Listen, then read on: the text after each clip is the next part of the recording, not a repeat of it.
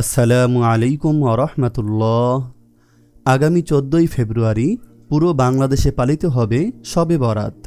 এই ভিডিওতে শবে বরাতের নামাজ কয় রাকাত পড়তে হবে, কোন সূরা দিয়ে পড়তে হবে, কিভাবে নামাজের নিয়ত করতে হবে, কয়টি রোজা রাখতে হবে, শবে বরাতের নামাজের পর কোন দোয়াগুলো পড়তে হবে সে সম্পর্কিত বিস্তারিত তথ্য তুলে ধরব ইনশাআল্লাহ। তাই ভিডিওটি না টেনে সম্পূর্ণ দেখুন, উপকৃত হবেন। শবে বরাতের নামাজ কত রাকাত?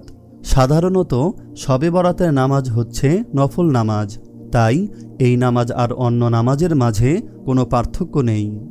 আপনি 2 রাকাত নফল নামাজের নিয়ত করে আপনার সাধ্য অনুযায়ী আপনি যতটুকু পারেন পড়তে পারেন।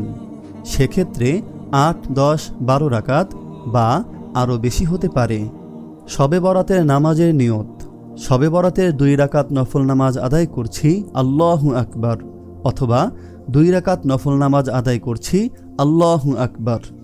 শবে বরাতের নামাজের নিয়ম। শবে বরাতের নামাজ অন্যান্য নফল নামাজের মতোই।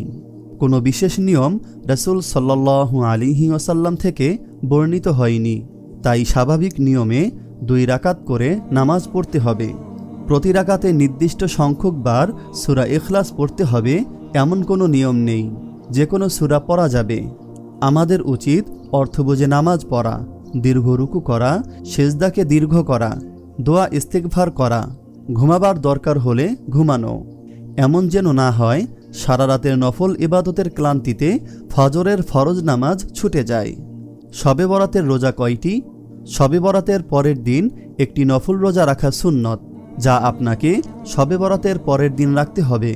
অর্থাৎ যে রাতে ইবাদত করবেন সে রাতেই সেহরি খাবেন। তবে আরবি মাসের 13, 14 ও 15 তারিখ রোজা রাখা সুন্নত হিসেবে প্রমাণিত। শাবান মাসে রাসূল সাল্লাল্লাহু আলাইহি ওয়াসাল্লাম অধিক রোজা রাখতেন, তাই 3 দিন রোজা রাখা উত্তম। শবে বরাতের রাতের দোয়া।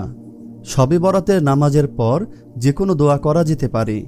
বিশেষ করে আল্লাহর কাছে ক্ষমা চাওয়া ও রিজিক বৃদ্ধির জন্য দোয়া করা উত্তম।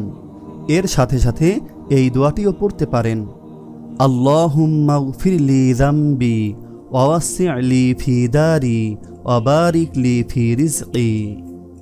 দোয়াটি আবার বলছি, আল্লাহুম্মা গফিরলি যামবি ওয়াসসি'লি ফি দারি ওয়া বারিক লি ফি রিজকি।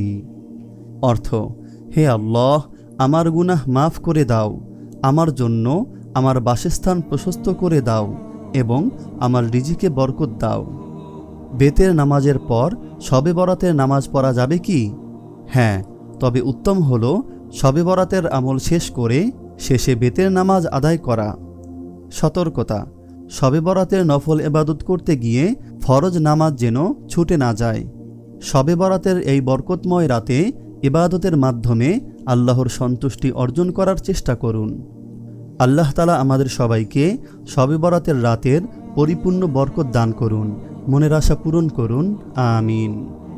আপনি যদি এরকম ভিডিও আরও পেতে চান তাহলে এই চ্যানেলটি সাবস্ক্রাইব করে পাশে রাখা বেল আইকনটি অন করে দিন।